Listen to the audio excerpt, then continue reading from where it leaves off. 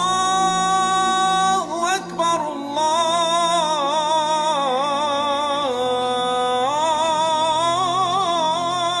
अकबर। सलाम वालेकुम साहब। वालेकुम अस्सलाम। अरे छोड़ो छोड़ो इसे, अंदर लेके जाओ इसे। मुन्ना को मत लेकर जाओ अब्बू प्लीज। अरे ईद मुबारक भाईजान। क्या हुआ भाईजान, क्यों बच्चे को रुला रखा है? अरे आपको तो पता है भाईजान, आज ईद है और बकरे को हलाल करने ले जाना है, और ये सलमान है कि 1 घंटे से रोए जा रहा है। अच्छा, हाँ उसका ज्यादा प्यारा है ना ये। आप बिना भाईजान। अरे अरे अब तुम्हें क्या हुआ? कुछ नहीं भाईजान, आपने बेवजह बच्चे और बकरे को रुला रखा है। अच्छा आप क्या बकरा हलाल करने नहीं ले जाओगे? नहीं, क्यों? आपको मालूम नहीं कि मैंने बाखबर रामपाल जी से नाम उपदेश ले रखा है? लेकिन वो तो हिंदू संत है। हाँ, लेकिन उन्होंने कलाम पाक से साबित करके बताया है कि गोश्त खाना हराम है। यह अल्लाह ताला का हुक्म नहीं है। पागल हो गए हो क्या? एक गैर मुसलमान होने के नाते वो तो हमारी क्रियाओं को गलत ही बताएगा। तुम्हें नहीं मालूम, जब हम कलमा पढ़कर बकरे को काटते हैं तो वह तबरुख बन जाता है, जिसे खाने के बाद उसकी रूह जन्नत में जाती है और हमें सवाब मिलता है। माफ़ करना भाईजान, लेकिन हमारा अल्लाह ताला इतना बेरहम तो नहीं हो सकता कि किसी बेजुबान जानवर को मारने के बाद हमें सवाब दे। अब्दुल ये कैसी बातें कर रहा है तू? तो सही तो कह रहा हूँ भाईजान। यदि कलमा पढ़ते हुए बकरे की गर्दन काटने के बाद उसकी रूह जन्नत में जाती तो क्यों ना हम अपनी और अपने बच्चों की गर्दन भी कलमा पढ़ते हुए कटवा देते, क्योंकि कहीं ना कहीं हमारा मकसद भी तो जन्नत में जाना है। ये क्या बकवास कर रहे हो तुम? देखो सबीर भाईजान, हम हर साल ईद के दिन इन मौलाना और काजियों के बहकावे में आकर ना जाने कितने बेजुबानों का कत्ल कर देते हैं और गुनाह के भागीदार हो जाते हैं। क्या हुआ समीर? देखो ना भाईजान, ये अब्दुल क्या बोले जा रहा है। कह रहा है गोश्त खाना हराम है। अबे पागल हो गया क्या अब्दुल? सही कहते हो भाईजान, जब तक मुझे कुरान शरीफ का इल्म नहीं था ना, तब तक मैं पागल ही था। तेरे कहने का मतलब क्या है? लगता है तू भूल गया है, तू एक मुसलमान की औलाद है। अब्दुल तुझे किसी ने बहकाया है? मैं अभी मौलाना साहब को बुला के लाता हूँ। भाईजान मुझे तो लगता है काफिर हो गया है। सही कह रहे हो भाईजान। माफ़ करना भाईजान, लेकिन ये जो हिंदू मुस्लिम की दीवार है ना, यही हमें अल्लाह ताला से लग रखे हुए है। बाखबर रामपाल जी कहते हैं कि जीव हमारी जाति है और मानव धर्म हमारा। हिंदू मुस्लिम सिख ईसाई धर्म नहीं कोई न्यारा। बकवास बंद कर अपनी, मजहब छोड़ के काफिर हो गया है तू। नहीं भाईजान, मैंने अपना मज़हब नहीं छोड़ा। हाँ, मेरे मज़हब में जो गलत चीज़ें थी, जो गलत इबादत थी, वो मैंने छोड़ दी है। बेटा, तुम्हें मज़हब के बारे में किसी ने गलत बताया है। तुम मुसलमान हो, मज़हब की इज्जत करना सीखो। जनाब, मैं मुसलमान की इज्जत करता हूँ, लेकिन मुसलमान का मतलब होता है मुसल्ले ईमान, जो अपने ईमान पर रहे। और आज का मुसलमान गोश्त खाता है, तंबाकू खाता है, झूठ बोलता है, और तो और मजहब के नाम पर बेजुबानों का खून तक बहा देता है। फिर बात करते हैं मजहब की। क्या यही आज का मुसलमान है? बहुत होगी तेरी बकवास। रुक, तू अभी रुक रुक। आज तो इसको छोड़ूंगा ही नहीं।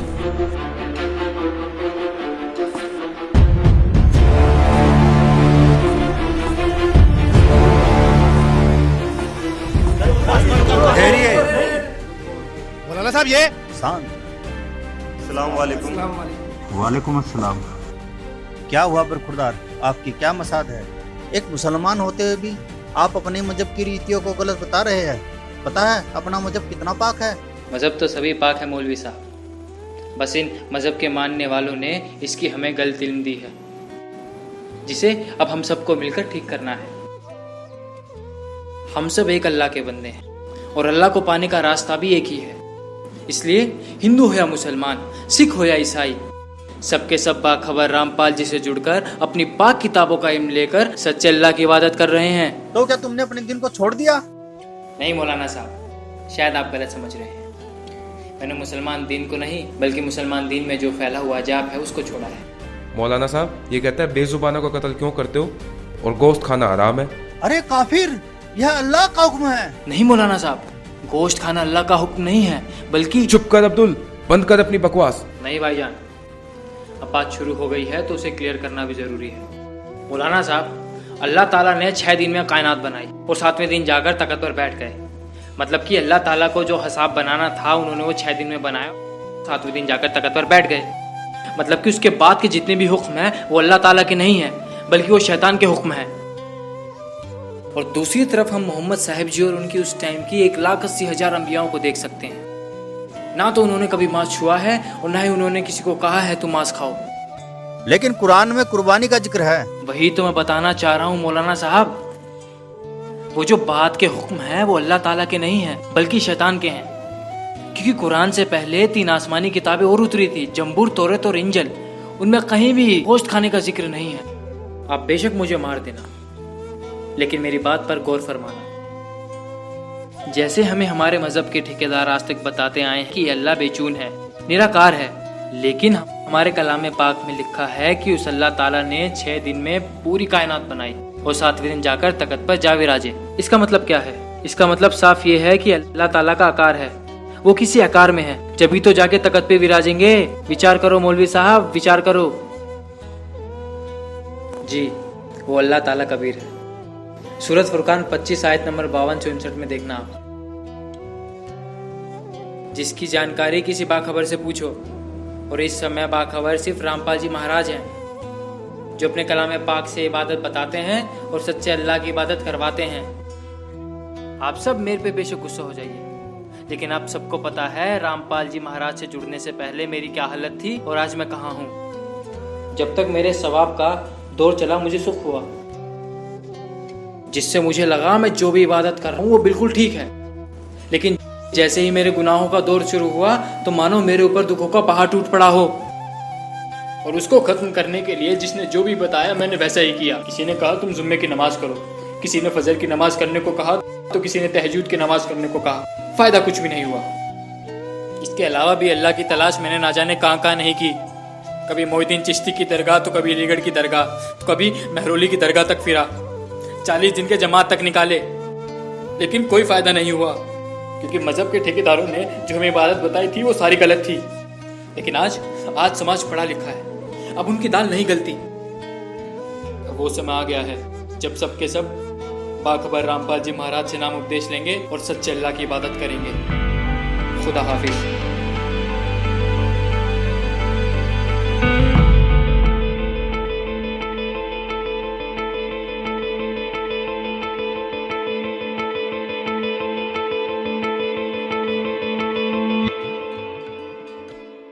वकालत करते हैं मुसलमान धर्म के प्रवक्ता, मांस खाने की वकालत करते हैं। क्योंकि देखो, अगर कुरान शरीफ में या किसी पुराण में, वेदों में और गीता में मांस खाने का कहीं प्रावधान नहीं है। यदि किसी पुराण में और यदि किसी कुरान में और यदि फिर बाइबल में, इससे आगे जहां परमात्मा ने, उस अल्लाह अकबर ने, समर्थ भगवान ने 6 दिन में सृष्टि रची, 7वें दिन वो तो तख्त पर बैठ गया, जाकर विधान बता के कि किसी ने भी मांस नहीं खाना है, ये खाने की वस्तुएं तुम्हें हलाल हैं, बाकी सब हराम है। इससे आगे कोई लेख उल्लेख है, चाहे वो पुराण में है, चाहे कुरान में है, चाहे बाइबल में या तौरात में है, या चाहे अन्य किसी इंजिल में है या जबूर के अंदर है, वो अल्लाह अकबर का आदेश नहीं है, वो किसी अन्य देव का आदेश है। उसका आदेश पालन करके आप उस अल्लाह अकबर के विधान को तोड़कर दोषी बन जाओगे। नबी मोहम्मद नमस्कार है, राम रसूल कहाया, 1,80,000 को सौगंध जिन नहीं करत चलाया, अरस कुरस पर अलह तकत है, खालिक बिन नहीं खाली, और वह पैगंबर पाक पुरुष थे साहिब के अब्दाली। उसी परमात्मा ने कहा है कि जो नर गोश्त खाते हैं प्रत्येक राक्षस जान, इसमें संशय है नहीं, हिंदू खाइयो चाहे मुसलमान। कहते जो मांस खाते हो प्रत्येक राक्षस हैं, चाहे हिंदू हो चाहे मुसलमान। ये तुमने अपना फार्मूले आप बना रखे, उन महापुरुषों के आदेश नहीं है। कहते हैं मांस खावे सो ढेढ़ सब, और मद पीवे सो नीच, और कुल की दुर्मति पर हरे, भगवान कहे सो ऊंच। कहते मांस खावे सब ढेढ़ है, चाहे हिंदू है चाहे मुसलमान, सिख है या ईसाई। और कहते हैं मद पीवे सो नीच, शराब पीते वो महान नीच आदमी है, और अपने कुल का भी नाश करते हैं। केवल जो उस अल्लाह अकबर का सच्चा नाम जपते हैं वही ऊंचे हैं। समझदार को संकेत बहुत होता। अब आप जी को दिखाया है परमात्मा नर आकार है, 6 शरीर है, 6 दिन में सृष्टि रची, और परमात्मा ने छठे दिन मनुष्य को अपने जैसा, अपने अनुरूप, अपने शरीर जैसा, अपनी सूरत जैसा उत्पन्न किया, नर और नारी करके उनकी उत्पत्ति की और उनको खाने के लिए आदेश दे दिया।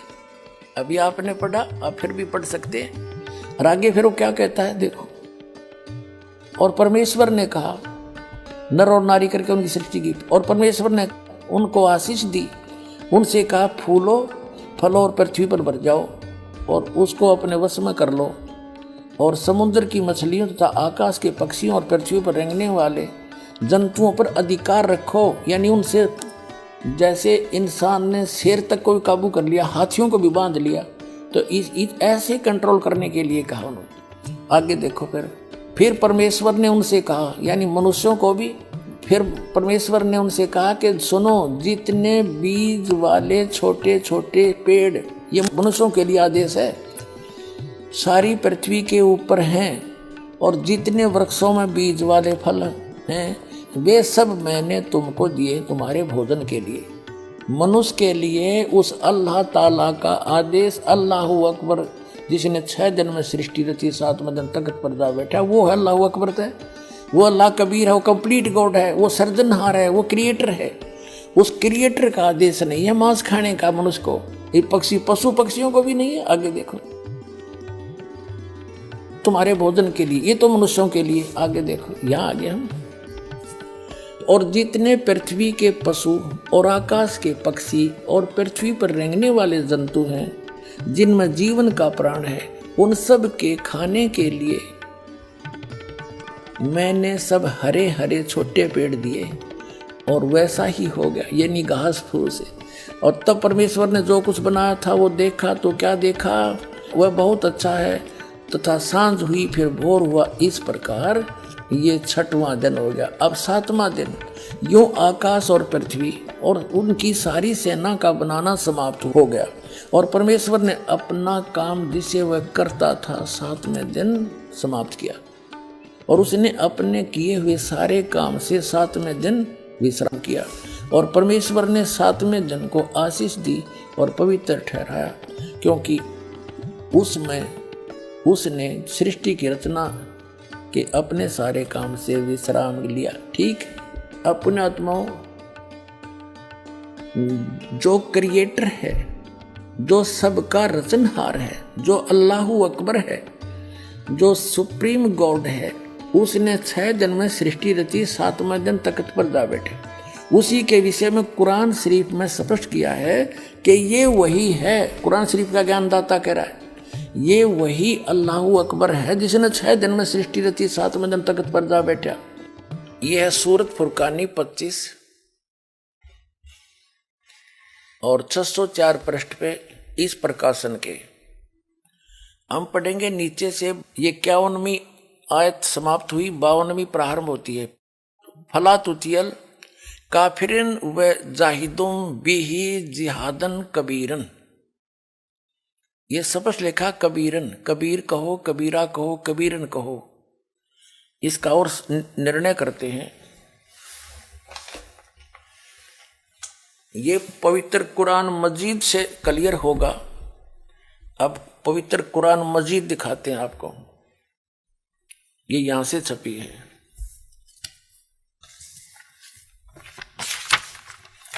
ये भी पहले भी दिखाई थी आपको, ये वही है। ये यहां से इसका पूरी जानकारी है, कहां से छपी है, कौन इसका अनुवाद करता है। और अब इसके हम आते हैं, ये वही सूरत फुरकान 25 और कुरान मजीद 576 पृष्ठ पे इस प्रकाशन के।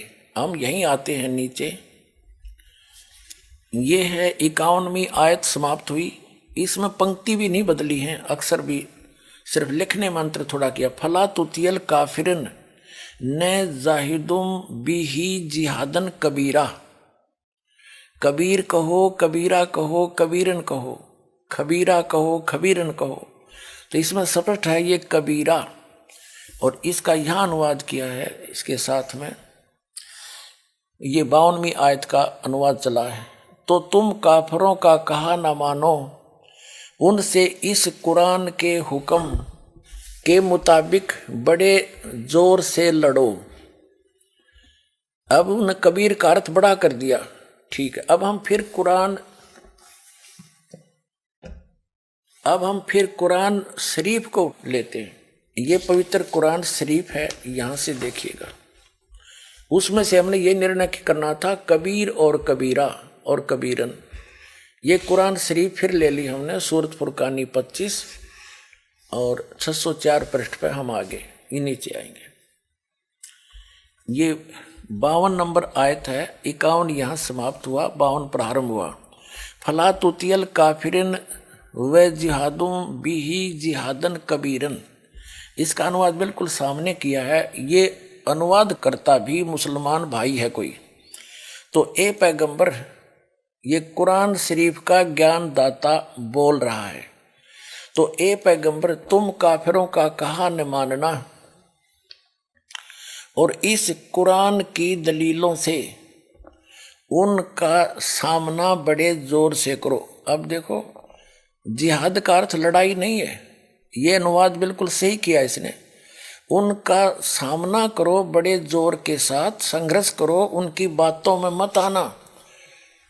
अब इसका कहने का तात्पर्य ये है इस कुरान शरीफ की इस आयत का कि कुरान शरीफ का ज्ञान दाता हजरत मोहम्मद जी को संदेश भेज रहा है जिब्रील देवता के माध्यम से या कोई अन्य तरीके से, एज इट इज। वो कह रहा है कि इन काफिरों की बातों में मत आना। ये काफिर तो अल्लाह के अतिरिक्त ऐसों की पूजा करते हैं जो उनको ना हानि कर सकते हैं ना लाभ दे सकते हैं, और वो ना मानने कि ये उस कबीर नामक अल्लाह यानी बड़े भगवान, ये बड़ा कहते हैं, हम बड़ा ही मान कर चलते हैं आज, उस बड़े भगवान की यानी पूर्ण परमात्मा की भक्ति ये काफिर नहीं करते। आप इनकी बातों में मत आना, सीधी सी बात है। ये आपकी नहीं माने तो आप उनकी बातों में आकर उनके साथ ना हो जाना, उसके लिए संघर्ष करना, चाहे कितना कष्ट उठाना पड़ो। तो वही हजरत मोहम्मद जी ने किया है, इसका अर्थ ये। अब हम देखते हैं अब क्या बताया है, देखिएगा। तो ए पैगंबर, तुम काफिरों का कहा न मानना और इस कुरान की दलीलों से उनका सामना बड़े जोर से करो। ये बिल्कुल सही, इन्होंने कबीर का अर्थ बड़ा कर दिया, ठीक है। कुरान शरीफ का ज्ञान दाता ये भी स्पष्ट कर रहा है कि ये कबीर जो अल्लाह है, अल्लाह कबीर है, ये वही है जिसने 6 दिन में सृष्टि रची और 7वें दिन तख्त पर जा बैठा, जा विराजा। इससे ये सिद्ध होगा आपके समक्ष कि कुरान शरीफ का ज्ञान दाता अपने से अन्य कोई बड़े परमात्मा की महिमा सुना रहा है हजरत मोहम्मद को। इससे ये सिद्ध हो जाएगा कि कुरान शरीफ का ज्ञान दाता अल्लाह अकबर नहीं है। अधिक जानकारी के लिए जगत गुरु तत्वदर्शी संत रामपाल जी महाराज द्वारा लिखित पवित्र पुस्तकें ज्ञान गंगा, जीने की राह, गीता तेरा ज्ञान अमृत, अंधश्रद्धा भक्ति खतराए जान बिल्कुल निःशुल्क मंगाएं। अपना नाम, पूरा पता हमें व्हाट्सएप करें। हमारा नंबर है 7496801823। जगत गुरु तत्वदर्शी संत रामपाल जी महाराज के मंगल प्रवचन अब प्रतिदिन सुनिए MH1 श्रद्धा टीवी पर दोपहर 2 से 3 बजे, सारथी टीवी पर शाम 6:30 से 7:30 बजे, साधना टीवी पर शाम 7:30 से 8:30 बजे, ईश्वर टीवी पर रात 8:30 से 9:30 बजे।